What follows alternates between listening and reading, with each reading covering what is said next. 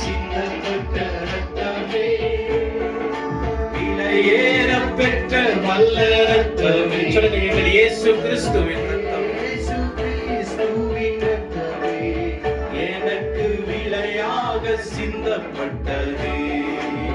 ரத்தமே ரத்தமே சிந்தப்பட்ட ரத்தமே, விலையேற பெற்ற வல்ல ரத்தமே, இயேசு கிறிஸ்துவின் ரத்தமே, எனக்கு விலையாக சிந்தப்பட்டது.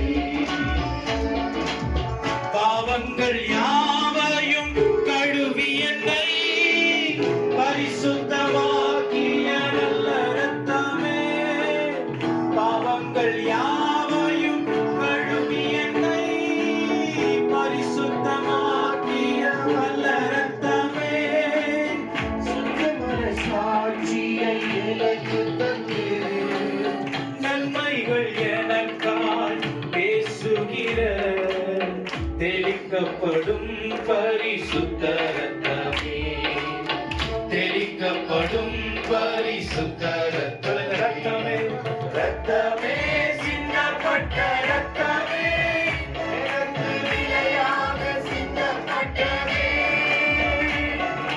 ரத்தமே சிந்தப்பட்ட ரத்தமே, எனக்கு விலையாக சிந்தப்பட்டதே, ரத்தமே சிந்தப்பட்ட ரத்தமே,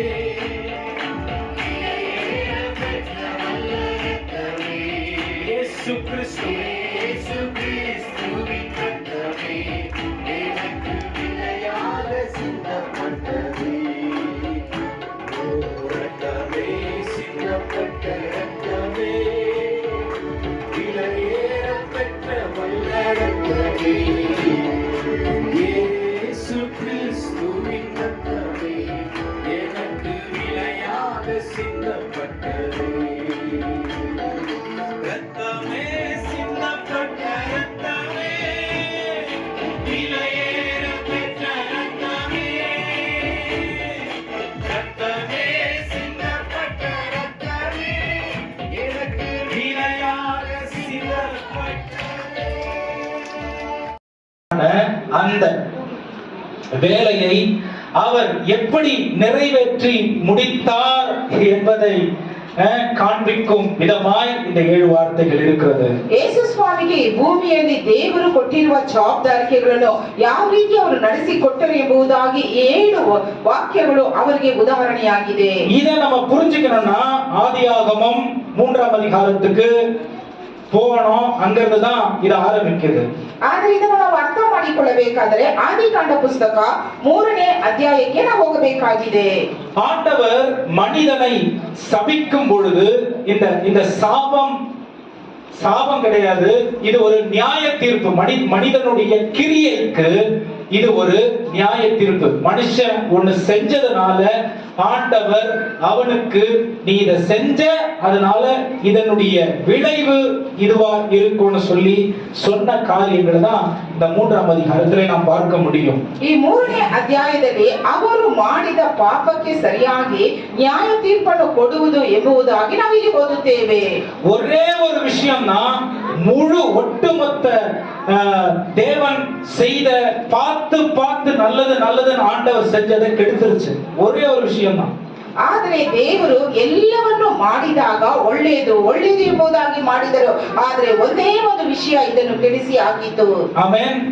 இந்த ஒரு விஷயம் எவ்வளவு கொடூரமானது நம்முடைய வாழ்க்கையிலே அப்படிங்கறத தெரிஞ்சிக்க இயேசுவினுடைய சிலுவை பாடு மரணங்கள் தேவைப்பட்டது ஒன்றாக இருந்தது.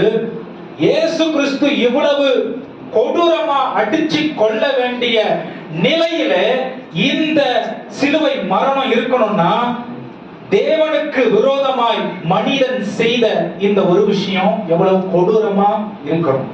ಮನುಷ್ಯರು ಮಾಡಿದ ಈ ಒಂದು ಪಾಪವು ಎಷ್ಟು ಕ್ರೂರವಾಗಿ ಮನುಷ್ಯನ ಜೀವಿತದಲ್ಲಿ ಇದೆ. ಯೇಸು ಸ್ವಾಮಿ ತನ್ನ ಭಾರವಾದ ಶಿಲುಬೆಯನ್ನು ಆ ಒಂದು ಕ್ರೂರವಾದ ಕಾರ್ಯವನ್ನು ಅನುಭವಿಸಿದರು ಎಂಬುದಾಗಿ ನೋಡುತ್ತೇವೆ. விஷயம்னு சொன்ன அவங்க பாவம்னு போட்டு உடைச்சிட்டாங்க. பில்டப் பண்ணிட்டே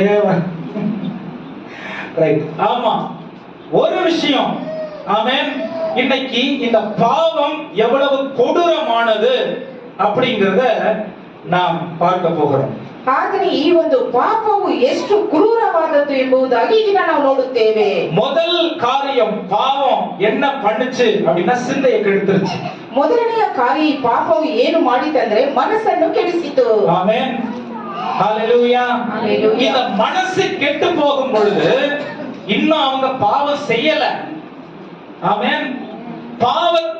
பாவத்தின் சிந்தை பாவத்தை செய்யறதுக்கு அவங்க மனசுல இடம் கொடுத்த பிறகு, இடம் கொடுக்க ஆரம்பிச்ச உடனேயே சிந்தை கெட்டு போயிருச்சு.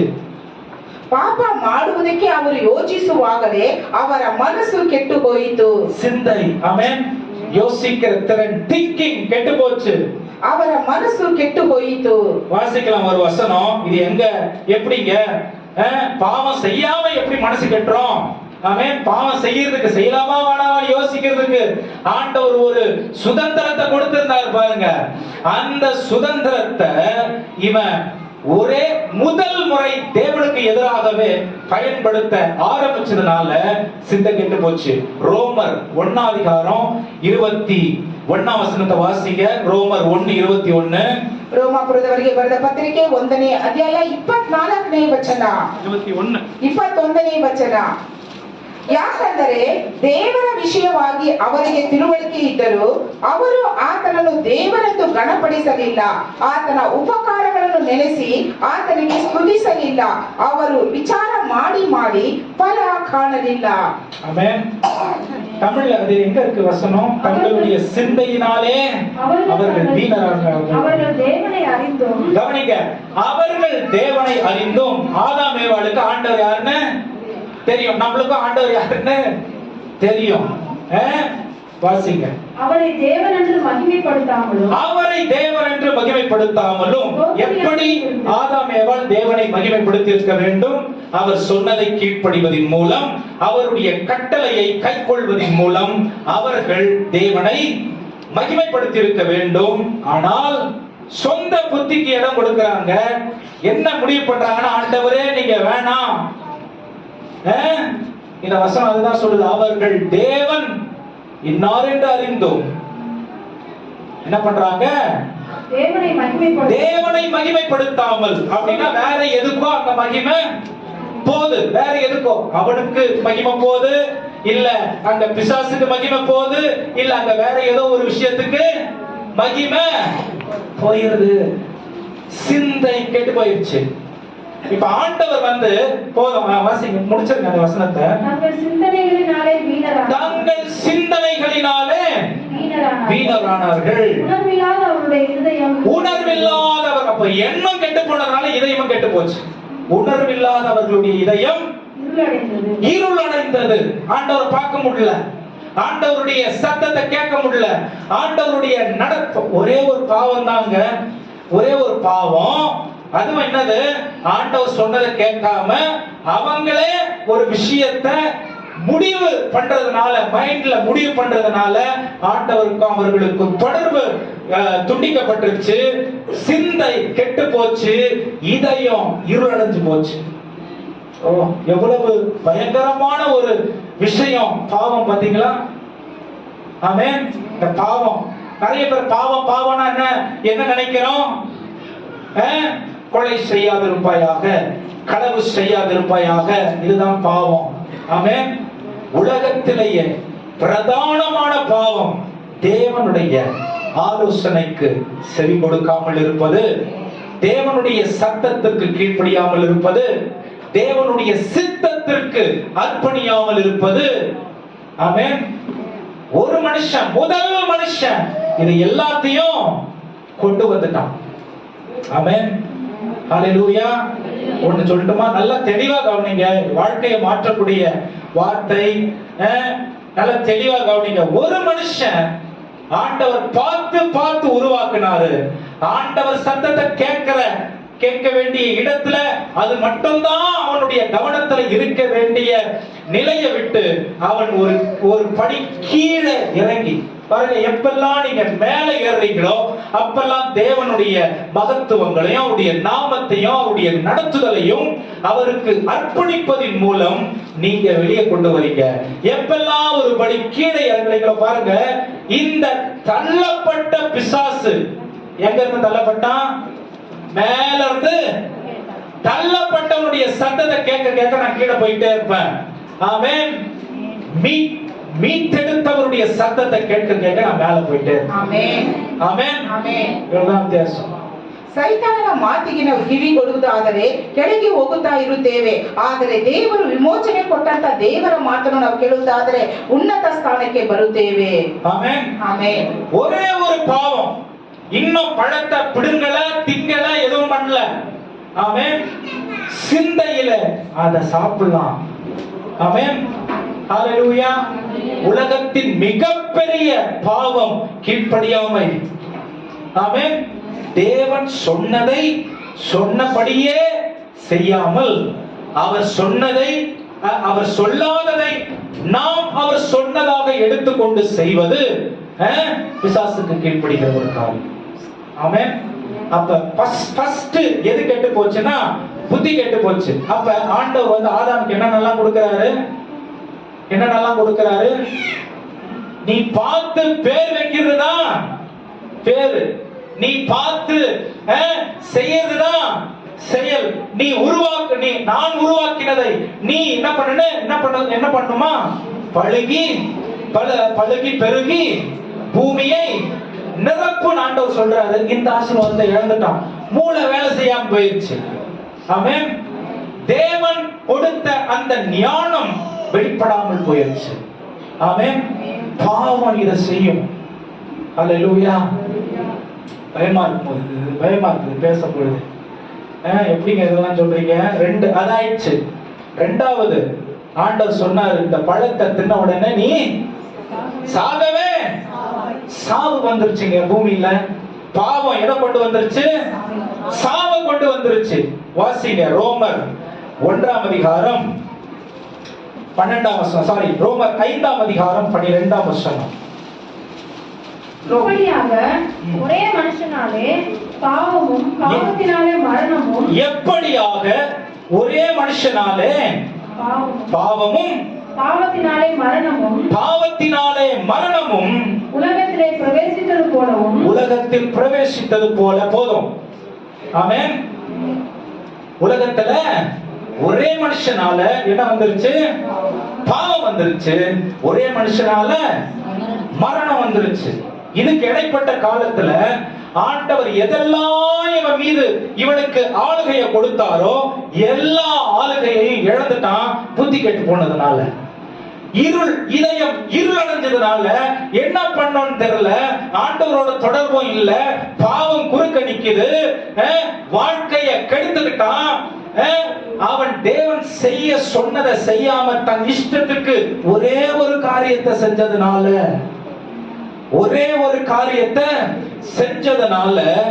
மரணத்தை ஆண்டவருடைய படைப்பு சிருஷ்டிப்பு மீது சாபத்தை கொண்டு வந்துட்டான். ஆமென். புத்தி கெட்டு போச்சு. சிருஷ்டிப்பு மீது சாபம், புத்தி சிந்தை கெட்டு போச்சு, இதயம் இருளாயிருச்சு, மரணம் வந்துருச்சு. ஆமென். 5ஆம் அதிகாரத்தை நீங்க வாசிச்சு பாத்தீங்கன்னா ஆதி ஆகமத்துல 900 வருஷம் ஒருத்தன் வாழ்ந்தா செத்துட்டான். 969 வருஷம் ஒருத்தன் வாழ்ந்தா அவன் தான் மெத்துசெல்லா, எல்லாரோட பெரியவன், அவனும் செத்து போயிட்டான். எத்தனையோ முறை செத்தான்னு ஒரு ஆண்டவர் என்ன பண்றாரு? உறுதிப்படுத்துறார். நீ பாவத்தை பிரியமா ஏற்றுக்கொண்டபடியினாலே உனக்கு என்ன வந்துருச்சு?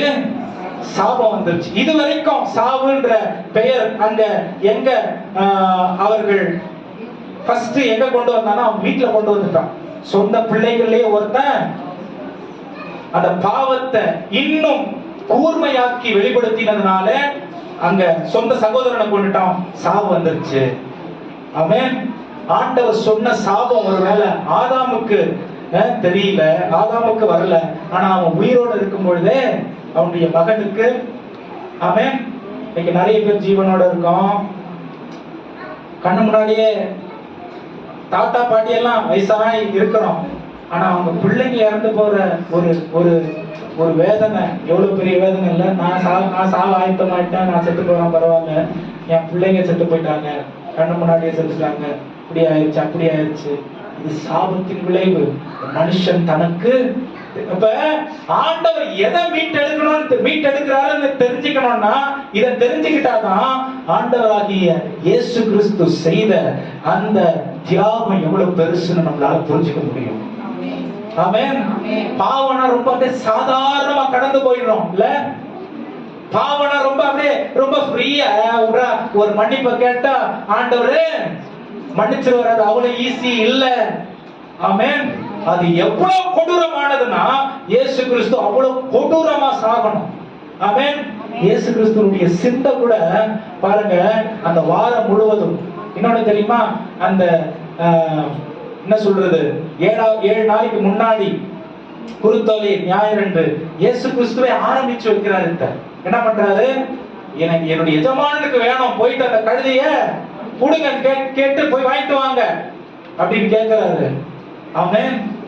அங்க மனுஷன் ஆரம்பிச்ச பாவத்தை இங்க தன்னுடைய சொந்த குமாரனை கொடுத்து அதிலிருந்து மீட்பை கொண்டு வரணுங்கிறதுக்காக ஆண்டவர் நோக்கமா இருக்கிறார். ஆமென். இதனாலதான் இயேசு கிறிஸ்துவனுடைய வார்த்தையை கீழ்ப்படியாம நம்ம அப்படியே புறக்கணிச்சிட கூடாது. இயேசு கிறிஸ்து அவ்வளவு முக்கியமான ஒரு நபர் நம்முடைய வாழ்க்கைக்கு. இயேசு கிறிஸ்து அவ்வளவு விலையேற பெற்ற வார்த்தையினால் விவரிக்க முடியாத ஒரு தியாகத்தை நீங்களும் நானும் அனுபவிக்கிற அந்த தியாகத்தை நமக்காக செஞ்சார். He dealt with the sin problem. He dealt with the death problem. Amen. மரணம் ஒருவராலும் எடுத்து போட முடியாத இருக்கும் பட்சத்தில் மரணத்தினாலே மரணத்தை வென்ற இயேசு கிறிஸ்துவை தான் நீங்களும் நானும் தேவன் என்று ಆರಾಧಿಸಿಕೊಂಡು கொண்டிருக்கிறோம். ರೋಮಾಪುರದವರಿಗೆ ಬರೆದ ಪತ್ರಿಕೆ 5ನೇ ಅಧ್ಯಾಯ 12ನೇ ವಚನ. ಈ ವಿಷಯ ಏಕೆಂದರೆ ಒಬ್ಬ ಮನುಷ್ಯನಿಂದಲೇ ಪಾಪವು, ಪಾಪದಿಂದ ಮರಣವು ಲೋಕದೊಳಗೆ ಸೇರಿದವು. ಹಾಗಾದ್ರೆ ಪ್ರಾರಂಭದಲ್ಲಿ ಒಬ್ಬ ಮನುಷ್ಯನು ಮಾಡಿದ ಪಾಪದಿಂದ ದೇವರು ತನ್ನ ಸ್ವಂತ ಮಗನಾದ ಒಂದು ಕುಮಾರನನ್ನು ಈ ಲೋಕಕ್ಕೆ ಕಳಿಸಿ ಆತನು ತನ್ನ ಜೀವವನ್ನು ಕೊಟ್ಟರು. ಆ ಜೀವವೇ ನಮ್ಮೆಲ್ಲರಿಗೂ ವಿಮೋಚನೆ ಕೊಟ್ಟಂತಾಗಿದೆ. 6ாம் அதிகாரம் 12ாம் வசனம் வாசிங்க. 6ாம் அதிகாரம் 12ாம் வசனம். ஆதியாகமம். பாவத்தின் விளைவு பெருகிக்கிட்டே போகுது. தேவன் பூமியை பார்த்தார். அவர் படைத்த நோக்கம், இந்த பூமியை எப்படி படைச்சாரு? எப்படி படைச்சாரு? செழிப்பா படைச்சாரு. ஆனா இங்க அந்த படைப்பினுடைய நிலைமை என்னவா இருக்கு? சீர்கெட்டு போயிருச்சு. எதுக்கு தெரியுமா? எதுக்கு தெரியுமா சீர்கெட்டு போச்சு? ஆண்டவரே, நீங்க எனக்கு வேணாம், நானே என்னுடைய காரியங்களை பார்த்துக்கிறேங்கிறதுனால. ஆமென். மனுஷனுக்கு படைப்பு தேவையா இருந்தது. தேவன் படைத்த எல்லா காரியமும் தேவையா இருந்தது. ஆனால் தேவன் மட்டும் வானா அப்படின்னு சொல்லி பாவத்தின் விதை தேவன் வேண்டாம் என்று சொல்வதுதான். ஆமென். ಪಾಪದ ಒಂದು ಬೀಜವೇ ದೇವರು ನನಗೆ ಬೇಡ ಎಂಬುದಾಗಿ ಹೇಳುವಂತದ್ದು. ಪಾಪ ಮಾಡುವುದರಿಂದ ದೇವರನ್ನೇ ನಾವು ದೂರ ತಳ್ಳುತ್ತೇವೆ. ಆದಿಕಾಂಡ 6:12 ನೋಡುತ್ತೇವೆ. ದೇವರು ಲೋಕವನ್ನು ನೋಡಿದಾಗ ಅದು ಕೆಟ್ಟು ಹೋಗಿತ್ತು. ಭೂ ನಿವಾಸಿಗಳೆಲ್ಲರೂ ತಮ್ಮ ನಡವಳಿಕೆಯನ್ನು ಕೆಡಿಸಿಕೊಂಡಿದ್ದರು. ಜನங்க கூட என்ன பண்ணிட்டாங்கன்னா, அவங்களுடைய ஹalleluya கெட்ட உலகத்துல நல்லத எதிர்பார்க்க முடியாது. இந்த கெட்டு போன உலகத்தில் இருந்து நான் நல்லவன் என்று கெட்ட உலகத்தின் காரியங்களை வைத்து நான் காண்பிப்பேன் என்று சொன்னால் அதுவும் பாவம்தான். ஏன்? சுய நீதியை வெளிப்படுத்துகிற ஒரு இடத்திற்கு நான் கடந்து போய் விடுகிறேன். நான் செய்யறதெல்லாம் கரெக்ட் தான் அப்படின்னு நான் ஒரு இடத்திற்கு வந்தேன்னா, தேவனுடைய துணை இல்லாமல் இதை நான் செய்கிறேன் என்று நான் அங்கீகரிக்கிறேன். அதனால தேவன் கொடுக்காத ஒரு விடுதலையை நான் எனக்கு இருக்கிறது என்று நான் புரிந்து கொள்ளுகிற நிலைமையிலே நான் இன்னும் பாவத்திலே இருந்து வெளியே வரவில்லை என்று அர்த்தம். எத்தனை பேர் புரியுது நான் சொல்றது? ஆமென். அப்ப கிறிஸ்தவர்களுக்கு இந்த பூமியில ஆண்டவரை அண்டி வாழாமல் வேற வழியே கிடையாது. ஆமென். ஒரே டெய்லி ஒவ்வொரு நாளும் நம்மை பாவத்திலிருந்து விளக்கக்கூடிய தேவனை அண்டி வாழாமல் பாவத்தை நம்மால் மேற்கொள்ளவே முடியாது. விசுவாசம், கிருபை எல்லாம் இருக்கு. வேதத்துல ஒரு வசனம் இருக்கு, கிருபை எந்த மட்டும் கிருபையை போக்கடிப்பீர்கள் என்று வேதம் சொல்லுகிறது. கிருபையை எந்த மட்டும் போக்கடிப்பீர்கள். இன்னும் எவ்வளவு கிருபை இருக்குன்னு இன்னும் அதிகமா பாவம் செஞ்சுக்கிட்டே இருப்பீங்க. என்ன உட்பட்டுங்க? ஆமென். ஏன்னா அந்த மீட்பருடைய இம்ப்ரெஷன் அச்சு நம்ம வாழ்க்கையில வராத வரைக்கும் நாம் போராடி கொண்டே இருக்க வேண்டும். இதுக்கு ஒரு புரிதல் தேவை. ஆமென். இதுக்கு ஒரே வழிதான் இருக்கு. ஆமென். இதுக்கு ஒரே செட் ஆஃப் ரூல்ஸ் தான் இருக்கு. இதுக்கு ஒரே நடத்துதல் தான் இருக்கு. ஒரே வழி எது தெரியுமா? வேதத்தை தெளிவாய் புரிந்து கொள்ள வேண்டிய ஒரு காரியம் இருக்கு. வேற வழி இல்லை. ದೇವರನ್ನು ಹೊಂದಿಕೊಳ್ಳುವುದೇ ನಮಗೆ ಒಂದು ಒಳ್ಳೆಯ ಮಾರ್ಗವಾಗಿದೆ. ನಮ್ಮ ಸ್ವಾರ್ಥದಿಂದ ನಾವು ಮಾಡುವುದೆಲ್ಲ ಒಳ್ಳೆಯದೆಂಬುದಾಗಿ ತಿಳಿದುಕೊಳ್ಳುವುದಾದರೆ ಇನ್ನು ಪಾಪದಿಂದ ನಾವು ಬಿಡುಗಡೆಯಾಗಿಲ್ಲ. ಆದ್ದರಿಂದ ದೇವರ ವಾಕ್ಯ ಹೇಳುತ್ತದೆ, ಅನೇಕ ದೇವರು ನಮಗೆ ಕೃಪೆಗಳನ್ನು ಕೊಟ್ಟಿರುವುದರಿಂದ ನಾನು ಇನ್ನೂ ಈ ರೀತಿ ಇರುತ್ತೇನೆ ಎಂಬುದಾಗಿ ಹೇಳುವುದು. ஹல்லேலூயா, ஹல்லேலூயா, ஹல்லேலூயா, ஹல்லேலூயா. பாவம் தேவனுக்கு நேரடியாய் எதிரில நின்னு ஆண்டவரை எதிர்க்கிற ஒரு காரியமாம். 1 யோவான் 3ஆம் அதிகாரம் 4ஆம் வசனம் வாசிங்க. அதுக்கு முன்னாடி ரோமர் 3ஆம் அதிகாரம் 23ஆம் வசனம். இந்த வசனத்தை வாசிக்கிறதுக்கு முன்னாடி ஒண்ணு நான் சொல்றேன். வெறும் மனுஷன் மட்டும் விடுதலைக்காக ஏங்கிக்கிட்டு இல்ல, தேவனுடைய முழு படைப்பும் தேவன் நம்மை விடுவிக்க வேண்டும் என்ற அந்த விடுதலைக்கு கர்ப்ப வேதனைப்படுகிறது என்று வேதம் சொல்லுகிறது. ஆமென். ஐயோ, பிள்ளை பெற்றெடுக்க வேண்டிய அந்த 9 மாசம் வந்துருச்சு, முடியும் போது அந்த நாள் வந்துருச்சு. என்ன ஆகுது? அப்படியே அது அது வழி ஆரம்பிக்குது. குழந்தை பெற்றெடுக்கணும். அந்த மாதிரி ஒரு நிலைமையில முழு படைப்பும் தேவனுடைய விடிவு காலத்திற்காக தேவன் அவர்களுக்கு கொடுக்க வேண்டிய ஒரு விடுதலைக்காக ஏங்கிக்கிட்டு இருக்கான். ஆமென். அதனாலதான் நிறைய கிளைமேட்ல சேஞ்சஸ் பார்க்கிறோம். அதனாலதான் வெயில் பயங்கரமா அடிக்குது. மழை வந்தா அதுவும் ஜாஸ்தி. மழை வந்தா வெள்ளம் வந்துருது, வெயில் வந்தா வறட்சி வந்துருது. ஏன்? படைப்பு ஏங்கிக்கிட்டு இருக்கு. ஆமென். மனுஷன் கொண்டு வந்த சாபம், மனுஷன் கொண்டு வந்த சாபம். ஆமென். ஒருத்தன் தேவன் வேணாம்னு சொல்ல, அதாவது ஆண்டவரே நீங்க வேணாம் அப்படி வாயில அறிக்கை விடுறது இல்ல, இது பரவாயில்ல நான் இதை செய்யலாம் அப்படின்னு எடுக்கிற முடிவு. ஆமென். ஹல்லேலூயா. பெத்தேல் சபைக்கு ஏன் இந்த வார்த்தை ஆண்டவர் பேசுறாரு தெரியுமா?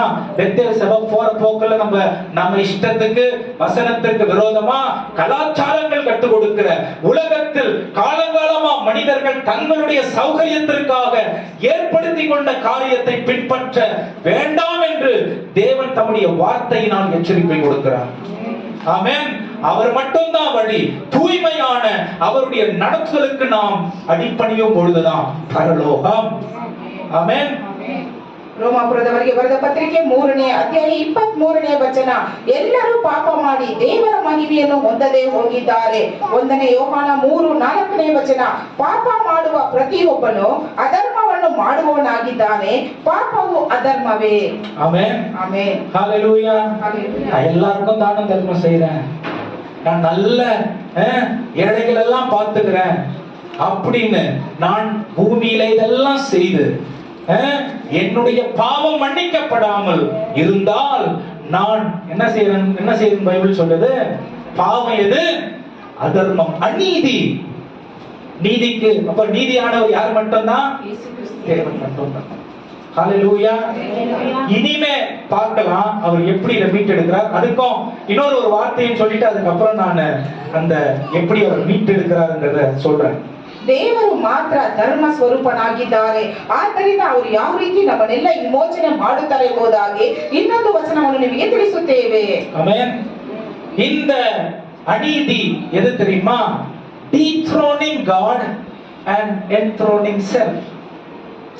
ஆண்டவரை அவருக்கு உகந்த இடத்தை கொடுக்காம அவரை அந்த சிங்காசனத்தை தள்ளிட்டு என்ன தூக்கிட்டு வந்து அங்க வச்சுக்கிறது தான் என்னது? பாவம். ஆமென்.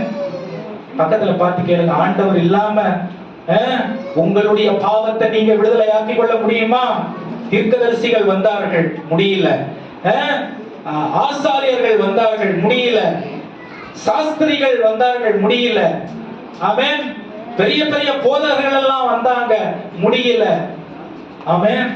இயேசு ஒருவரே பாவத்திற்கு விடுதலை கொடுக்கிற வழி. ஆமென். சர்ச் போலாம், போகாம இருக்கலாம், பரவாயில்லைங்க. ஆமென். ஆண்டவர் ஒன்றும் தப்பா நினைச்சுக்க மாட்டாரு. ஆமென். ஃபாஸ்ட் தான் வந்து இப்படிலாம் சொல்றாரு. ஆமென். இயேசு ஒருவரே வழி. ஆமென். இந்த பரலோகத்திற்கு வழியை காண்பிக்கிற பாருங்க, தேவனை தூர வச்சுட்டு இதெல்லாம் செய்யலாம், இதெல்லாம் செய்யலாம், இதெல்லாம் செய்யலாம் அப்படின்னு தாங்களே உலகத்தின் பிரகாரம் திட்டம் வகுத்துக் கொள்ளுகிற திட்டம் எப்படி தேவனை சிங்காசனத்தில் அமர்த்துவதற்கு காரணமாகும்? எப்படி ஆகும்? வேதத்திற்கு என்ன ஆதாரம்? வேதத்தில் என்ன ஆதாரம் இருக்கு? நம்ம செய்யறது தேவன் ஏற்றுக்கொள்வார் என்பதற்கு என்ன ஆதாரம் இருக்கு? நிச்சயம் இருக்கா? ஆண்டவர் தான் 100% எனக்கு சொல்லி இருக்காரு, அவர் இந்த காரியத்திற்கு என்ன அடைச்சாரு, இந்த காரியத்தில் நீ இதை செய் என்று அவர் என்னை ஸ்தாபித்திருக்கிறார் என்ற நிச்சயம் இருக்கா? வேத வசனத்தின் ஆதாரம் எங்க? ஆமென்.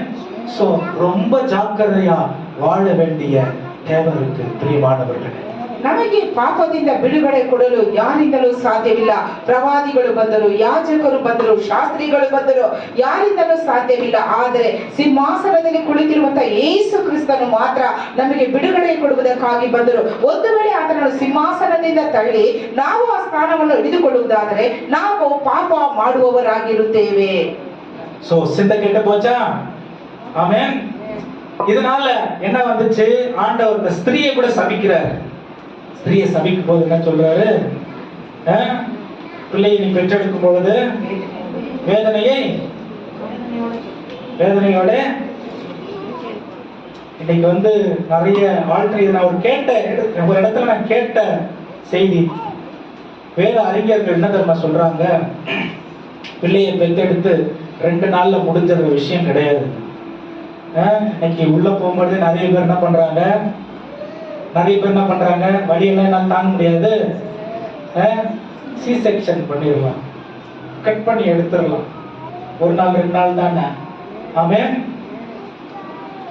ஆண்டவர் மொத்த காரியத்தையும் சபிச்சுட்டு 2 நாள் வழிய விட்டா நியாயம் பண்ற மாதிரி இருக்குமா? பிள்ளைய வளர்த்து எடுக்கிறதுலயும் படாத பாடுபடுவான்னு ஆண்டவர் சொல்றாரு. ஆமென். ஏன் பாடு? ஐயோ எப்படி இருக்கு, அப்படி இருக்கு. இந்த மாதிரி வியாதி திடீர் நல்லா இருக்கு, காலையில வியாதி வந்துருது, காலையில நல்லா இருக்கு, நைட்டு வியாதி வந்துருது. ஆமென். நல்ல பிள்ளையா வளர்த்த கோயில்ல கூட்டு வந்து காட்டிட்டு போனேன், திடீர்னு அவன் அப்படி பண்ணுவான், எனக்கு அந்த பிள்ளை அப்படி பண்ணுவான், எனக்கு பாவம். உலகத்தை ஆட்கொண்டிருக்கும் பொழுது தேவன் அவர்களை சீரும் தெளிவுமாய் வழிநடத்தாது இருக்கிற பட்சத்தில் பெற்றோர்கள் வேதனை ஏன் தெரியுமா? பாவத்தின் விளைவு. ஆமென். ஹல்லேலூயா. ಆದರೆ ದೇವರು ಸ್ತ್ರೀಗೆ ಸಹ ಒಂದು ಕಾರ್ಯವನ್ನು ಹೇಳಿದರು, ನೀನು ಗರ್ಭಿಣಿಯಾಗಿರುವ ಕಾಲದಲ್ಲಿ ಬಹು ಸಂಕಟ ಪಡಬೇಕೆಂದು ನಾನು ನೇಮಿಸಿದರೆ ಕಷ್ಟದಿಂದಲೇ ಮಕ್ಕಳನ್ನು ಹೆರುವೆ ಎಂಬುದಾಗಿ. ಕೆಲವರು ಕಷ್ಟ ಪಡುವುದು ಬೇಡ ಎಂಬುದಾಗಿ ಆಪರೇಷನ್ ಮಾಡಿ ಮಕ್ಕಳನ್ನು ನಾವು ಹೆರುತ್ತೇವೆ.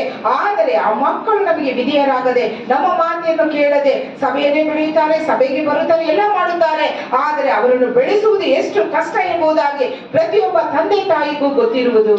ஆமென். ஆமென். தேவன் துணையை கொடுத்தே இருக்கிறார், நமக்கு பரிசுத்த ஆவியானவர் நமக்கு கொடுத்திருக்கிறாரு.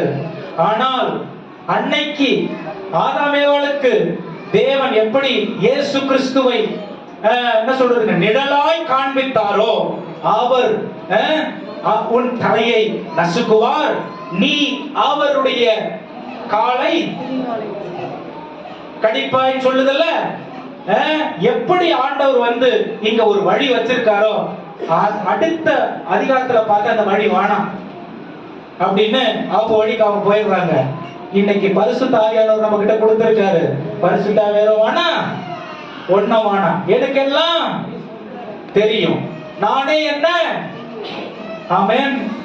பைபிள் சொல்லுது 139ஆம் சங்கீதத்துல தாவீது சொல்றான், ஆண்டவரே உமக்கு மறைவாய் நான் எங்கே போவேன், உம்மை விட்டு நான் எங்கே ஓடுவேன், வானத்திற்கு நான் ஏறினாலும் நீங்க என்ன பார்க்கிறீங்க, பூமிக்கு கீழே நான் என்னுடைய படுக்கையை போட்டாலும் அங்கேயும் உம்முடைய கண்கள் என்னை காண்கிறது.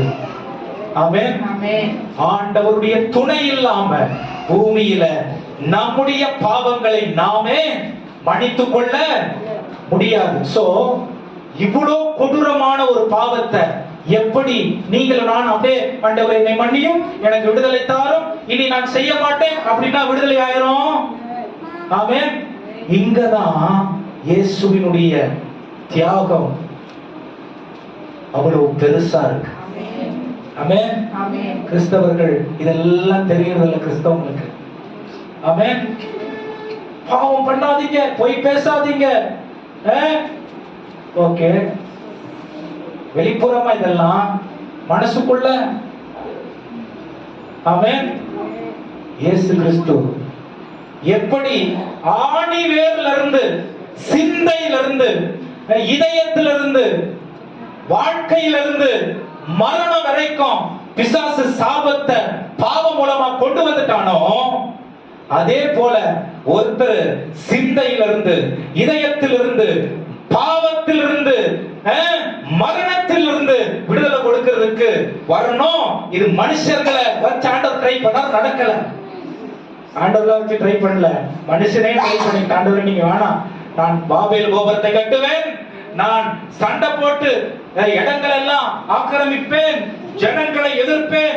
ஆண்டவர் எப்பா இதெல்லாம் வேணாம், அட்லீஸ்ட் 10 கட்டளையாவது கீழ்ப்படிடா அப்படின்னா அதெல்லாம் எங்களுக்கு வேணாம், நாங்களே எங்களை வந்து நடத்தி கொள்றோம் அப்படின்ற தங்களுடைய பாவ சுபாவத்திற்கு அவர்கள் மெருகேற்றினார்கள். தேவனுடைய இரக்கத்தை புரிந்து கொள்ளாமல் போனார்கள். பழைய ஏற்பாட்டுல நிறைய பேர் ஆண்டவராகிய தேவனை எப்படி எப்படி வெளிப்படுத்தி காட்டுறாங்க? அவர் எரிச்சல் உள்ள தேவன், அவர் கோபம் உள்ள தேவன், அவர் பயங்கரமான தேவன். இதை அழுத்த எழுதி சொல்றது. அவர் இறக்கம் இல்லைன்னா, அவர் நம்ம மேல அன்பு இல்லைன்னா பரலோகத்துல ஏன் அவர் அலமோதணும்? ஏன் நான் என் சாயல படைச்ச என் புள்ள கெட்டு போய் கிடக்கு, இதை யாரு மீட்டெடுப்பீங்க? இதை யாரு மீட்டெடுப்பீங்க? அவர் பதறாருங்க நமக்காக. எவ்வளவு அன்பு நிறைந்த தேவன். புலம்பல் 3:22, 23 வசனம் சொல்லுகிறது, காலை தோறும் அவருடைய கிருபை புதியதா இருக்கிறது, நிமிடம் தோறும் அவர் நம்மளை விசாரிக்கிற தேவனா இருக்கிறார், அவருடைய அன்பிற்கு முடிவில்லை என்று வேதம் சொல்லுகிறது. ஆமென். நம்முடைய தேவனுடைய சுபாவம், கோபம், எரிச்சல் எல்லாம் வந்து பிரதானப்படுத்தி காட்டுறது கிடையாது. அவர் அன்பு நிறைந்த தெய்வம். அவருடைய அன்பின் வெளிப்பாடுதான் இயேசு கிறிஸ்து. அந்த காலத்துல இவர்களை தேவன் சபிக்கும் பொழுது இயேசுவாகிய வார்த்தையாகிய தேவனாக மாம்சமா அவர் வரல, வார்த்தையாகிய தேவனை வச்சுதான் எல்லாத்தையும் உருவாக்கினாரு, எல்லா நல்லதையும் கெட்டதையும் கொடுத்தாரு. இன்னைக்கு அந்த வார்த்தையாகிய தேவன் எல்லாம் அறிந்தவர் மாம்சத்திலே வந்து நானே இந்த காரியத்தை என் சரீரத்துல சுமந்து தீக்கிறேன், சிந்தையில் இருந்து. அதுக்குதான் முள் கிரீடம்.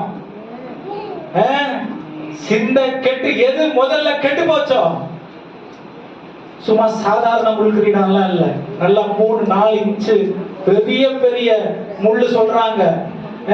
மூளைக்குள்ள இறங்கி கண்ணு வழியா வெளியே வர முள் கிரீடம். யாருக்காக? யாருக்காக? நீங்களும் நான் அந்த தண்டனைக்குள்ள போக வேணான்னு அவரே வந்து நம்முடைய பாவத்திற்கு தண்டனையானார். ஆமென். தலையில இவ்வளவு பெரிய முள் கிரீடம். ஆமென். இதயம் இருள் அடைஞ்சு போச்சு, விழாமலமா விட்டு ஈட்டிய குத்துறாங்க. அங்க இன்னும் வர்றதுக்கு ஒண்ணுமே இல்லை அந்த உடம்புல. ஆமென். ஏன் அந்த நிறைய பேர் வந்து 35 அடி சிலுவையை தூக்கிட்டு வரும்போது செத்துருவாங்களாம். நிறைய பேர் 39 அடி அடிக்கும் போது செத்துருவாங்களாம். ஆமென். அவர் உயிரை உற்றாம புடிச்சுக்கிட்டு இன்னும் கொஞ்சம் தாங்கிக்கிறேன், இன்னும் கொஞ்சம் தாங்கிக்கிறேன், இன்னும் கொஞ்சம் தாங்கிக்கிறேன். ஏன்னா ஏதோ ஒரு வகையில பிசாசு இதை காரணம் காட்டி பாவத்தை ஜனங்களுக்குள்ள நிரந்தரமாக்கி விடாதபடிக்கு இன்னும் கொஞ்சம் தாங்கிக்கிறேன், இன்னும் கொஞ்சம் தாங்கிக்கிறேன், இன்னும் கொஞ்சம் தாங்கிக்கிறேன்னு சொல்லி அவர் உங்கள் என் இடத்தில் சிலுவையில தொங்கி ஜீவனை விட்டார். இது சாதாரணமான தியாகம் இல்லை. ஆமென். எந்த மனுஷனும், எந்த பணமும், எந்த ஸ்தானமும், எந்த பதவியும், எந்த பொறுப்பும் கொடுக்க கூடாத ஒரு விடுதலை இயேசு கிறிஸ்துவின் மரணம். ஆமென். இவ்வளவு பெரிய தியாகம் இந்த பாவத்துக்கு வேண்டியதாய் இருக்கு. பிரியமானவர்களே, ಈ ಲೋಕದಲ್ಲಿ ಯಾರು ಕೊಡದಂತ ಆ ಒಂದು ಕಾರ್ಯವನ್ನು ಯೇಸು ಕ್ರಿಸ್ತನು ಶಿಲುಬೆಯ ಮೇಲೆ ತಾನು ಕೊಟ್ಟರು. ನಾವು ನೋಡುತ್ತೇವೆ, ಸರ್ಪಕ್ಕೆ ದೇವರು ಅಲ್ಲಿ ಒಂದು ಶಾಪ ಹಾಕಿದರು, ಈಕೆಯ ಸಂತಾನವು ನಿನ್ನ ತಲೆಯನ್ನು ಚಚ್ಚುವುದು, ನೀನು ಅದರ ಇಮ್ಮಡಿಯನ್ನು ಕಚ್ಚುವಿ ಎಂಬುದಾಗಿ. ಕೀರ್ತನೆ 139:7 ಓದುವಾಗ, ನಾನು ನಿನ್ನ ಆತ್ಮಕ್ಕೆ ತಪ್ಪಿಸಿಕೊಳ್ಳುವಂತೆ ಎಲ್ಲಿಗೆ ಹೋಗಲಿ, ನಿನ್ನ ಕಣ್ಣಿಗೆ ಮರೆಯಾಗುವಂತೆ ಎಲ್ಲಿಗೆ ಓಡಲಿ, ಮೇಲನ ಲೋಕಕ್ಕೆ ಏನು ಹೋದರೂ ಅಲ್ಲಿ ನೀನಿರುತ್ತಿ, ಪಾತಾಳಕ್ಕೆ ಹೋಗಿ ಮಲಗಿಕೊಂಡೇನಿದ್ರು ಅಲ್ಲಿ ನೀನಿರುತ್ತಿ ಎಂಬುದಾಗಿ ಪ್ರಲಾಪಗಳ ಪುಸ್ತಕ 3:22-23 ಹೇಳುತ್ತದೆ. ನಾವು ಉಳಿದಿರುವುದು ಯೆಹೋವನ ಕರುಣೆಯೇ, ಆತನ ಕೃಪಾವರಗಳು ನಿಂತು ಹೋಗವು, ದಿನ ದಿನವೂ ಹೊಸದಾಗಿ ಒದಗುತ್ತವೆ, ನಿನ್ನ ಸತ್ಯ ಸಂಗತಿ ದೊಡ್ಡದು. ಹಾಗಾದರೆ ಈ ಲೋಕದಲ್ಲಿ ಯಾರಿಂದಲೂ ಬಿಡುಗಡೆ ಕೊಡದಂತ ಆ ಒಂದು ಪಾಪದಿಂದ ಬಿಡುಗಡೆ ಕೊಡುವುದಕ್ಕಾಗಿ ಯೇಸು ಸ್ವಾಮಿ ತನ್ನ ಶಿಲುಬೆಯ ಮುಖಾಂತರವಾಗಿ ನಮಗೆ ಬಿಡುಗಡೆಯನ್ನು ಕೊಟ್ಟರು. பல வழிகளை உலகம் காண்பித்து கொடுக்கிறது. கடவுள் கிட்ட வரணும்னா இதெல்லாம் பண்ணோம், இதெல்லாம் பண்ணோம், இதெல்லாம் பண்ணோம்னு.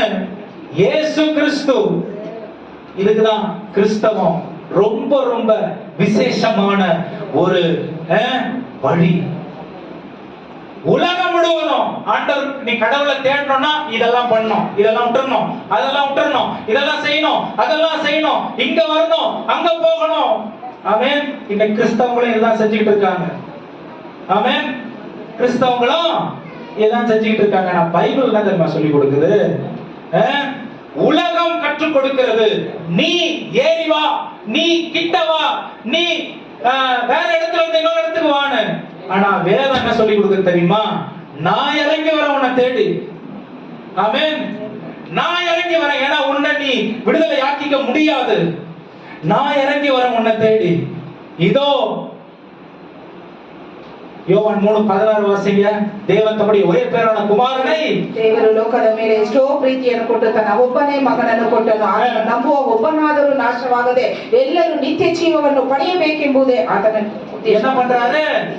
உலகம் முழுவதும் கேக்குது, இத பண்ணு, அத பண்ணு. ஒரு கூட்டம் நடத்தலாம் பிரதர், இதெல்லாம் பண்ணலாம். ஆண்டவர் என்ன தெரியுமா பண்றாரு? பரலோகத்தின் வெகுமதியை நமக்கு கொடுக்கிறார். ஆமென், ஆமென், ஆமென். ஒரே வார்த்தையில பாவம் என்னன்னு சொல்லட்டுமா?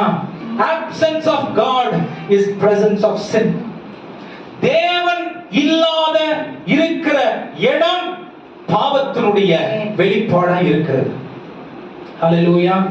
சோ எது பெருசு? நீங்க பாவம் பண்றது பெருசா, நீங்க ஆண்டவர் இல்லாம வாழ்றது பெருசா? எது பெருசு? ஆமென். இந்த ஆண்டவரை வச்சுக்கிட்டு எப்படி வாழ முடியும்னா, பாவத்தின் சர்வத்தோடு முடியாது. ரத்தம் சிந்துதல் அவ்வளவு முக்கியமானதா இருக்கு. தேவன் நடத்துதல் அவ்வளவு தேவைப்படுகிறது ஒன்றா இருக்கிறது. இந்த ஆண்டவர் அதற்கு வழி வைத்திருக்கிறார். என்ன வழி தெரியுமா? வாசிங்க 23-24 அதிகாரம். ரோமர் 3 அதிகாரம் 23-24 வசனம். வேகமா வாசிங்க. ரோமர் 23-24. எல்லாரும் பாவம் செய்து ஏகமாய் கெட்டு போனார்கள். இலவசமாய் அவருடைய கிருபையினாலே, கவனிங்க, இலவசமாய் அவருடைய கிருபையினாலே கிறிஸ்து இயேசுவிலுள்ள மீட்பை கொண்டு கிறிஸ்து இயேசுவினுள்ள மீட்பை கொண்டு நீதிமான்களாக்கப்படுகிறார்கள். நீதிமான்களாக்கப்படுகிறார்கள். இது எப்படி நடக்க தெரியுமா? இது எப்படி நடக்க தெரியுமா? நீங்க நானே நீதிமான் அப்படி நினைச்சு ஆண்டவர் முன்னாடி போயிட்டா முடியாது. ஆமென். வாசிங்க 25ஆம் வசனம். தேவன் பொறுமையாயிருந்த முற்காலத்தில் நடந்த பாவங்களை தாம் பொறுத்து கொண்டதை குறித்து கவனிங்க. பாவத்தை அவர் நினைச்சு எரிச்சல் அடையில, பொறுத்துக்கிட்டாரு.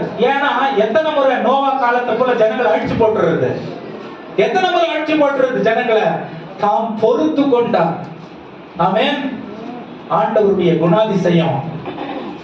முதல்ல சொன்ன அன்புள்ளவர், இப்ப சொல்ற பொறுமையானவர். ஆமென். அவர் பொறுத்து கொண்டார். அப்புறம் தம்முடைய நீதியை காண்பிக்கும் பொருட்டாகவும், ஏன் அவருடைய நீதி விளங்கணும். ஆமென். ஜனங்கள் அவரும் சங்காரம் பண்ணி போட்டுட்டா ஜனங்க என்ன நினைப்பாங்கன்னா, ஓ ஆடு மாடுகளை மாதிரி நம்மளையும் கொண்டுருவாரு இவரு, அப்ப நம்மள எரிச்சல் உள்ளவர், இப்படிப்பட்டவர் அப்படிப்பட்டவர் சொல்றாரு. அவர் என்ன சொல்றாரு? என் நீதி இது கிடையாது, உன் இடத்துல என் குமாரனை கொடுக்க நானே முற்படுகிறேன். இதுதான் அவருடைய நீதி. ஆமென். வாசிங்க, தொடர்ந்து வாசிங்க. தாம் நீதி உள்ளவரும் இயேசுவினிடத்தில் விசுவாசமாய் இருக்கிறவனை. சோ இந்த நீதியை நாம் எப்படி பெற்றுக்கொள்ள முடியும்னா, இயேசுவினிடத்தில் விசுவாசம் வைப்பதின் மூலம். இந்த விசுவாசம் எதை வைக்கிறது தெரியுமா? காணப்படாதவர்களின் உறுதியும் நம்பப்படாதவர்களின் நிச்சயமா இருக்கு. நான் பார்க்கல, இயேசு கிறிஸ்து என்ன பண்ணாரு பார்க்கல. எபிரேயர்ல வாசிக்கிறோம், என்ன பண்ணாரு பார்க்கல. ஆனா என் பாவத்துக்காக அவர் ரத்தம் சிந்தினாரு, என் மீறுதலுக்காக ஜீவனை கொடுத்தாரு. இனி நான் இல்ல, அவரே எனக்குள்ள வாடுறாரு என்ற காரியத்தை புரிந்து கொள்றதுக்கு ஆண்டவர் இந்த காரியத்தை செய்யறாரு. இதன் மூலம் அவருடைய நீதி நமக்கு கொடுக்கப்படுகிறது. ஆமென். விசுவாசத்தினால் நீதிமான் பிழைப்பான். அந்த விசுவாசம் நமக்கு நீதியாய் கொடுக்கப்பட்டு விசுவாசி என்ற ஸ்தானத்தை அவர் நமக்கு கொடுக்கிறாரு. இதனால் நாம் பிழைத்திருக்கிறோம். ஆமென். இதுல நீங்கள் நானும் ஒண்ணும் செய்யல. ஆமென். நம்ம பாவம் போறதுக்கு நம்ம ஒண்ணும் செய்யல. அவர் எதிர்பார்க்கிறது ஒண்ணுதான். என்ன தெரியுமா? இந்த இயேசுவின் தியாகத்தை மறந்துறாங்க. இது எவ்வளவு பெரிய தியாகம் அப்படின்றதுனால உன்னுடைய பரிசுத்தம், உச்சகட்ட பரிசுத்தம் கூட பத்தாது. உங்களுடைய உச்சகட்ட அர்ப்பணிப்பு கூட பத்தாது. உங்களுடைய உச்சகட்ட ஒப்பு கொடுத்தல் பத்தாது. உங்களுடைய உச்சகட்ட சுவிசேஷம் அறிவித்தல் பத்தாது. உங்களுடைய உச்சகட்ட என்ன சொல்றதுங்க, தூய்மையான வாழ்க்கையை வாழ்வது, ஆலய வேலைகளை செய்வது, ஒற்றுமையா இருப்பது, அநேகரை தேவனுடைய நீதியின் பாதைகளை நடத்துவது பத்தாது. ஏன் தியாகம் அவ்வளவு பெருசு? ஏன் அவ்வளவு பெரிய பாவத்திலிருந்து என விலக்கி எடுத்திருக்கிறார்? ஹல்லேலூயா. இதெல்லாம் பிசாசு நமக்குள்ள செய்ய விட மாட்டான். பிரிவினைகளும் பொறாமைகளும் எரிச்சல்களும் குற்றம் சாட்டுதலும் இதெல்லாம் வேதத்துல இருந்து. ஒரு உதாரணம் காட்டுமா? இதோட நான் முடிக்கிறேன். ஒரு உதாரணம் காட்டுமா? காட்டுறேன் பாருங்க. சிந்த கெட்டு போன உடனே, ஓ நீர்தான் தேவன், நீர்தான் மகிமை பொருந்தியவர் ஊன்னு சொன்னவன் என்ன பண்றான்? 3ஆம் அதிகாரம் 13ஆம் வசனம் வாசிங்க. 12ஆம் வசனத்துல இருந்து அதற்கு ஆதாம், கவனிங்க, 11ல இருந்து வாசிங்க. எதுக்குன்னு தெரியாது. 11ல இருந்து நீ நிர்வாணி என்று உனக்கு அறிவித்தவன் யார்? நீ நிர்வாணி என்று உனக்கு அறிவித்தவன் யார்? புசிக்க வேண்டாம் என்று நான் உனக்கு விலக்கின விருட்சத்தின் கனியை புசித்தாயே. கவனிங்க, நம்முடைய சிந்தை ஆண்டவருக்கு நல்லா தெரியும். ஆமென். படைத்த தேவனுக்கு நாம் யாரு? வேதத்துல முதல் வார்த்தையை வச்சு அவர் யாரு நம்ம யாருன்னு தெரிஞ்சுக்கிறோம். And God created. புரியுதுங்களா? தேவன் வேற, சிருஷ்டிப்பு வேற. இந்த தேவன் சிருஷ்டிப்போடு இணைந்திருப்பதற்காக தான் மனுஷனை படைச்சார். ஆமென். சிருஷ்டிப்பு சிருஷ்டிகனாய் மாறிட முடியாது. இந்த சிருஷ்டிகரோட துணை இல்லாம அந்த சிருஷ்டிகர் இந்த பூமியில சிருஷ்டித்த தேவனை வெளிப்படுத்தவோ கனப்படுத்தவோ முடியாது. முதல் வசனம் சொல்லி கொடுக்குது. ஆமென். ஆனா இவன் என்ன பண்றான்? மூளை குழம்பிருது. வாசிங்க.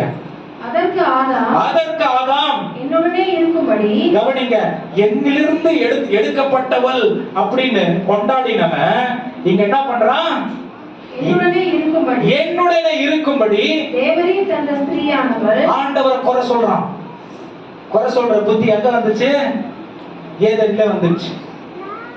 ஆமென். ஹalleluya. குறை சொல்ற புத்தி எங்க வந்துச்சு? ஏதேன்ல வந்துச்சு. நீர் என்னுடன் இருக்கும்படிக்கு வைத்த ஸ்திரீயானவள். என் மனைவி கூட சொல்ல மாட்டான், என்ன பொண்ணால் தான் அப்படின்னு. ஆமென். எவ்வளவு ஜாக்கிரதையா நம்ம வாழ வேண்டிய தேவை இருக்கு பார்த்தீங்களா? குறை சொல்ற புத்தி எதனால வந்துச்சு? மூளை பழவி போனதுனால வந்துச்சு. இதயம் இருளடைந்ததுனால வந்துச்சு. யாரை குற்றப்படுத்துறான்? படைத்த ஆண்டவரையே குற்றப்படுத்துறான். ஆமென். இதுக்கு முன்னாடி படைத்த ஆண்டவர் வேற யாராவது குற்றப்படுத்தினாங்களா? யாரு? கூடவே இருந்து தள்ளப்பட்ட, இது செகண்ட் ஃபால் தான். இரண்டாம் முறை தள்ளப்பட்டவன் தான் இவன். முதல் முறை தள்ளப்பட்ட ஒருத்தன் இருக்கான். ஆமென். அவன் புத்தி வந்துருச்சு பாருங்க. ஆமென். நாம் இந்த தள்ளப்பட்ட இருளடைந்த புத்தி கெட்டு போன மனிதர்களால் இல்லாது இருக்கும்படிக்குதான் இயேசு கிறிஸ்து எல்லாவற்றையும் மீட்டெடுப்பதற்கு. இது சாதாரண, இது உங்களுக்கு எந்த அளவுக்கு புரியுதுன்னு எனக்கு தெரியல. ஹெவியான ஸ்டஃப் எந்த அளவுக்கு புரியுதுன்னு எனக்கு தெரியல. ஆனா இதை நீங்க புரிஞ்சுக்கிட்டீங்கன்னா உங்களை டெய்லி இயேசுவின் சாயலா உலகம் பார்க்கும். நம்மள டெய்லி இயேசுவின் சாயலா உலகம் பார்க்க. பைபிள் தூக்கிட்டு எல்லாரும் முன்னாடி வாசிட்டு போறது அது சொல்லல. Praise the Lord brother, praise the Lord sister, அது சொல்லல. இயேசுவின் சாயல் தாழ்மையை வெளிப்படுத்தும், ஐக்கியத்தை வெளிப்படுத்தும், பாவத்தை தூற்றி திரியாது. இயேசுவின் சாயல் அன்பு நிறைந்ததாக இருக்கும். பிதா அன்பானவராய், பொறுமையானவராய், இரக்கமானவராய் இருந்தால் இயேசு கிறிஸ்து மரண பரியந்தம், சிலுவை பரியந்தம் பொறுமையானவரும் கீழ்ப்படிந்தவருமாய் இருந்தால் நமக்குள்ளேயும் அவரை சொந்த ரட்சகராய் விசுவாசித்து ஏற்றுக்கொண்டபடியினாலே தேவநீதி நம்மிலே விளங்கப்படுகிறதினாலே நாமும் அவருடைய சாயலை வெளிப்படுத்தும். ஆமென். இவ்வளவு நாள் சாம எப்படி இருந்தான், என்னென்னமோ பண்ணான், இன்னைக்கு தேவ சாயலுடையவனா இருக்கிறான். காரணம், பாவத்தை எதிர்ப்பதற்கு அவன் மனதுடையவனாய் மாறிவிட்டான். இதயம் வெளிச்சமடைந்தது, இருள் போயிடுச்சு. ஆமென். இயேசு கிறிஸ்து இதெல்லாம் செஞ்சுட்டு தான் 7 வார்த்தை சொல்றார். சும்மா சொல்லிரல, வலியில சொல்லல, வேதனையில சொல்லல, கண்ணீர்ல சொல்லல, சந்தோஷத்துல சொல்ற வார்த்தை இது. என்னது? அப்பா, உம்முடைய சித்தத்தை பூமியில செஞ்சுட்ட, இந்த ஜனங்களை ஒரு வழியா உங்க கூட இணைச்சிட்ட. ஆமென். சந்தோஷத்துல சொல்ற, ಸಂತೋಷದ சொல்ற சொல்லுங்க. ನಾವು ನೋಡುತ್ತೇವೆ, ಆತನು ಶಿಲುಬೆಯವರೆಗೂ ತನ್ನನ್ನು ವಿಧೇಯನಾಗಿ ಪಡಿಸಿಕೊಂಡು ದೇವರ ಚಿತ್ತವನ್ನು ನೆರವೇರಿಸುವುದಕ್ಕಾಗಿ ದೇವರು ಕೊಟ್ಟಂತ ಜವಾಬ್ದಾರಿಯನ್ನು ಮಾಡಿ ನಮ್ಮನ್ನು ಪಾಪದಿಂದ ಬಿಡುಗಡೆ ಕೊಡುವುದಕ್ಕಾಗಿ ಈ ಲೋಕದಲ್ಲಿ ಒಬ್ಬ ಮನುಷ್ಯನಿಗೂ ಅಧಿಕಾರವಿಲ್ಲ. ಆದರೆ ದೇವಾದಿ ದೇವರು ಯೇಸು ಕ್ರಿಸ್ತನಿಗೆ ಮಾತ್ರ ನಮ್ಮನ್ನು ಪಾಪದಿಂದ ಬಿಡುಗಡೆ ಕೊಡುವುದಕ್ಕೆ ಆತನು ಶಕ್ತನಾಗಿದ್ದಾನೆ. ಆದಿಕಾಂಡ ಪುಸ್ತಕದಲ್ಲೇ ಅಲ್ಲಿ ಪ್ರಾರಂಭ ಆಯಿತು, ಪಾಪವು ಬಂದಿತು, ಮತ್ತೊಬ್ಬರ ಮೇಲೆ ತಪ್ಪು ಹೊರಿಸುವಂತ ಕಾರ್ಯಗಳು ಬಂದಿದೆ. ಆದರೆ ದೇವರು ಹೇಳುತ್ತಾರೆ, ಈ ಕಾರ್ಯವನ್ನು ನೀನು ಯಾಕೆ ಮಾಡಿದೆ ಎಂಬುದಾಗಿ ಹೇಳುವಾಗ, ನೀನು ನನ್ನ ಜೊತೆಯಲ್ಲಿ ಇರುವುದಕ್ಕೆ ಕೊಟ್ಟಂತ ಈ ಸ್ತ್ರೀಯ ಮೂಲಕವಾಗಿ ಈ ರೀತಿ ಆಯಿತು ಎಂಬುದಾಗಿ. ஹல்லேலூயா, ஹல்லேலூயா, ஹல்லேலூயா. இத மைண்ட்ல வச்சிட்டு வாசிங்க லூக்கா 23 அதிகாரம் 34 வசனம். 5 நிமிஷத்துக்குள்ள நான் முடிச்சிருவேன். லூக்கா 23:34 வேகமா வாசிங்க. பிதாவே இவர்களுக்கு மன்னியும். கவனிங்க, இயேசு பிதாவே இவர்களுக்கு மன்னியும் அப்படின்னா என்ன அர்த்தம்? நீங்க சொன்னத நான் செஞ்சுட்டேன் ஆண்டவரே. இந்த உலகத்தின் பாவத்தை சுமந்து தீர்த்துட்ட ஆண்டவரே. எப்படி இந்த உலகத்தின் பாவத்தை சுமந்து தீர்த்தாரு, எப்படி இந்த பூமிக்குள்ள ஒரே மனுஷனால பாவம் வந்துச்சோ அதே மாதிரி வாசிங்க ரோமர் 5 அதிகாரம் 12ஆம் வசனம். இப்படியாக ஒரே மனுஷனாலே பாவமும் பாவத்தினாலே மரணமும் உலகத்தில் பிரவேசித்தது போல எல்லா மனுஷனும் பாவம் செய்தபடியால் மரணம் எல்லாருக்கும் வந்தது போலவும் இதுவும் ஆயிற்று. அதுக்கு அப்புறம் அப்படியே சொல்லிட்டு வர்றாரு, ஒரே மனுஷனால இயேசுவால என்ன பண்ணிட்டாரு, எப்படி எல்லா மனுஷனுக்கும் பாவமும் மரணமும் வந்துருச்சோ அதே போல ஒரே மனுஷனால எல்லாவற்றையும் நீக்கி போட்டார். 17ஆவது வசனம். அன்றியும் ஒரே மனுஷனுடைய கீழ்ப்படியாமையினாலே அநேகர் பாவிகளாக்கப்பட்டது போல. என்ன வார்த்தை வருது நான் சொன்ன பாத்தீங்களா? தேவனுடைய சித்தம் எது? கீழ்ப்படிகிறது. அப்ப ஒரே மனுஷனுடைய கீழ்ப்படியாமையினாலே உலகம் முழுசுக்கும் பாவம் வந்துருச்சு ஒருத்தனால. அப்புறம் ஒருவருடைய கீழ்ப்படிதலினாலே அநேகர் நீதிமான்கள் ஆக்கப்பட்டார்கள். ஹல்லேலூயா. இந்த நீதிமான ஆக்கப்பட்ட நம்முடைய அடையாளம் எது தெரியுமா? ரோமர் 6ஆம் அதிகாரம் 3ஆம் வசனம் வாசிங்க. கிறிஸ்து இயேசுவுக்குள்ளாக ஞானஸ்நானம் பெற்ற சோ நான் ரட்சிக்கப்பட்டிருக்கிறேன், நீதிமானாக்கப்பட்டிருக்கிறேன்னா நான் என்ன பண்ணணும்? ஞானஸ்நானம் பெறணும். ஞானஸ்நானம் எதுக்கு அடையாளம்னா அவருடைய மரணத்தோடு தொடர்புடையதாய் இருக்கிறது. வாசிங்க வசனத்தை. நாம் அனைவரும் அவருடைய மரணத்துக்குள்ளாக ஞானஸ்நானம் பெற்றதை அறியாமல் இருக்கிறீர்களா? ஞானஸ்நானம் பெற்றதை அப்படின்னா என்ன அர்த்தம்? உலகத்துக்கு நான் செத்துட்டேன். இயேசு கிறிஸ்து என் பாவத்துக்கு எப்படி செத்தாரோ அதே போல இந்த உலகத்தோட நான் வாழ்ந்து உலகத்தில் இருந்த எல்லா பாவங்களையும் ஞானஸ்நானம் எடுப்பதின் மூலம் செத்துட்டேன். ஆமென். இனி அது என்ன பண்றதில்ல? ஆளுக செய்யறதில்ல. 6ஆம் வசனம் 6:6 பாவத்துக்கு ஊழியம் செய்யாதபடிக்கு பாவ சரீரம் ஒழிந்து போகும் பொருட்டாக நம்முடைய பழைய மனுஷன் அவரோட கூட சிலுவையில் அறையப்பட்டது என்று அறிந்திருக்கிறோம். மரித்தவன் பாவத்துக்கு நீங்கி விடுதலையாக்கப்பட்டிருக்கிறானே. 10ஆம் வசனம் வாசிங்க. அவர் மரித்து பாவத்திற்கென்று ஒரே தரம் மரித்தார். அவர் பிழைத்திருக்கிறது தேவனுக்கென்று பிழைத்திருக்கிறார். இதுக்காக தான் நம்மளும் பிழைத்திருக்கணும். ஆமென். அவர் பாவத்திற்கென்று ஒரே தரம் மரித்தார். நாம் பிழைத்து தேவனுக்காகவே பிழைத்திருக்க வேண்டும். அப்ப நீங்களும் நானும் பூமியில வாழறோம்னா ஆண்டவருக்காக மட்டும்தான் வாழணும். ஹல்லேலூயா. இதை விட தெளிவா எப்படி சொல்றதுன்னு தெரியல. ஆமென். சோ அவர் செய்த தியாகம் பெருசு. ஆமென். வாசிங்க இந்த வசனத்தை. ஆண்டு பிதாவே இவர்களுக்கு மன்னியும், இவர்கள் செய்யறது என்னன்னு. இந்த ஜெபம் எதுக்கு ஏறெடுக்கிறார்னா, இதுவரைக்கும் செய்த எல்லா பாவத்தையும் நான் சுமந்துட்டேன் ஆண்டவரே, இனி வரப்போகும் சந்ததி ஒருவேளை இவங்க என்ன செய்வாங்கன்னு தெரியாம இருக்கலாம், இதை அவர்களுக்கு மன்னியும். அவர்கள் செய்யறது என்னவென்று ஒருவேளை தப்பி தவறி கூட என்னை பத்தி சரியா புரிஞ்சுக்காம அவரும் என்னுடைய தியாகத்தை புரிஞ்சுக்காம பாவத்துக்கு இடம் கொடுத்து வாழ்ந்தாங்கன்னா அவர்களுக்கும் மன்னிச்சிருக்க ஆண்டவரே. ஆமென். அன்னைக்கு 2000 வருஷத்துக்கு முன்னாடி அவர் சிலுவையில தொங்கும் பொழுது நீங்களும் நானும் அவர் மைண்ட்ல இருந்தாங்க. நீங்களும் நானும் அவர் சிந்தையில இருக்கும். எவ்வளவு விலையை பெற்றவர்கள் நாம். ஆமென். அதுக்குதான் சின்ன வயசுல இருந்தே கர்த்தருக்கு பயந்து வாழுகிற வாழ்க்கை தேவை. உலகத்தோடு உலகம் காட்டுகிற வழியில நம்ம பிள்ளைகளை நடத்த கூடாது. ஆமென். உலக மனிதர்களோட போட்டி போடக்கூடாது. கிறிஸ்தவர்கள் வேற. ஆமென். கிறிஸ்தவர்கள் வேற. நாம் பாவத்திற்கு மதித்து தேவனுக்காகவே பிழைக்கப்பட்டிருக்கிறோம். ஆமென். உலகத்தினுடைய போக்கு, உலகத்தினுடைய காரியங்கள், சடங்காச்சாரங்கள், ஆசாபாசங்கள் நம்மில இருக்க கூடாது. நாம் தேவனுக்காக பிழைத்திருக்கிறோம். ஆமென். இந்த புத்தி இருந்துச்சுன்னா நமக்கு சர்ச்சை விட்டு நிப்போமா, வேற சர்ச்சுக்கு போவோமா? ஆமென். ஹல்லேலூயா. ஆண்டவரை விட அக்கறை உள்ளவர்களா நம்ம மற்றவங்க மேல? தேவனுக்கு பிழைத்திருந்தார் தேவன் வைத்த இடத்தில் உண்மை உள்ளவர்களா இருக்கும். ஆமென். எப்படி உண்மை உள்ளவர்களா இருப்போம்?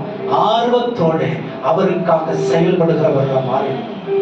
ஆமென். இயேசு கிறிஸ்துவுக்கு தேவன் பரலோகத்திலிருந்து அனுப்பினார். ஒவ்வொன்றும் பிதாவின் சித்தத்தின்படி மரணம் வரைக்கும் செய்தார். ஆமென். இன்னைக்கு சபையில போதகருடைய தலைமைக்கு கீழே நம்மள வச்சிருக்காரு. ஒன்னொன்னும் கேட்டு செய்யணுமா? எல்லாத்தையும் செஞ்சுட்டு பாஸ்டர் இத வந்து நீ செய்ய. எப்படி வேதத்துக்கு அப்படியே மாறி இருக்குல்ல இது. பிசாசுக்கு இதுதான் வேணும். இன்னைக்கு நம்ம மாறணும். இன்னைக்கு தேவனுடைய நாமம் நம்மால் மகிமைப்படணும். இன்னைக்கு பரலோகம் நம்முடைய மனம் திரும்புதலால் நம்முடைய மனது பைபிள் சொல்றதுல மனது புதிதாகிறதுனாலே, மனது குழப்பம் அடைகிறதுனாலே இருள பாவத்துக்கு போயிடுறோம். மனது புதிதாகிறதுனாலே மறுரூபமாக்கப்படுகிறோம். இந்த மறுரூபமாக்கப்படுதல் இயேசு கிறிஸ்துவால் நமக்கு வந்தது. ஆமென். ஹalleluya, ஹalleluya. இனியும் நீங்க அலைந்து திரியலாம். The choice is yours. அலைந்து திரியலாம், உண்மை உள்ளவர்களா இருக்கலாம், ஊழியம் செய்யலாம், அலட்சியமாக இருக்கலாம். Choice is yours. ஆனா நம்முடைய சாய்ஸ், நம்முடைய தீர்மானத்தின்படிதான் நாம் நியாயம் தீர்க்கப்படுவோம். ஆமென். அத மைண்ட்ல வச்சுக்கங்க. ஆமென். இன்னைக்கு நம்முடைய தீர்மானங்கள் என்னவா இருக்கோ அதன்படியே தேவனுடைய வருகையில நாம் நியாயம் தீர்க்கப்படுவோம். என்னுடைய தீர்மானம், ஆமென், கடைசி வரைக்கும் தேவன் வைத்திருக்கிற இடத்தில் நான் உண்மையுள்ளவனாக இருந்தேன். தேவன் வைத்த இடத்திலே எனக்கு அவர் கொடுத்த தாளந்துகளை நான் செயல்படுத்தி தேவன் எனக்கு கொடுத்திருக்கிற கிருபைகளின் மூலம் ஆத்துமாதாயம் செய்து சபையை ஆத்துமாக்களால் அலங்கரித்து நரகத்திற்கு போற ஒரு கூட்டத்தை தடுத்து நிறுத்தி பரலோகத்திற்கு சேர்க்கிற இந்த வேலையை நான் செய்வேன்னு ஒவ்வொரு விசுவாசியும் தீர்மானம் எடுக்குதுன்னா நீ மறுரூபமாக்கப்பட்ட விசுவாசி. ஆமென். மறுரூபமாக்கப்பட்ட விசுவாசி. ஆண்டவருடைய கரத்துல ஒப்பு கொடுக்கலாம். அப்படியே கண்களை மூடி ஹalleluya ஸ்தோத்திரிக்கிறோம். சிலுவையில் நீ தொங்கும் பொழுது நாங்கள் எங்களுடைய உலக ஆசவாசங்களை, உலகத்தில் எங்களுடைய உணர்ச்சிகளை நிறைவேற்றிக் கொள்ள ஆண்டவரே நீங்க சிலுவையிலே தொங்கல.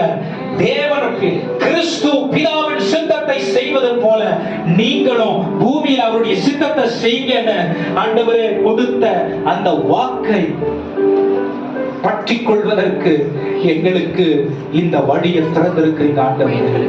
This brings us to a meaningful worship. இந்த புரிதல் ஒரு உணர்வுள்ள தெளிவுள்ள ஆராதனையை தேவனுக்கு கொண்டு வர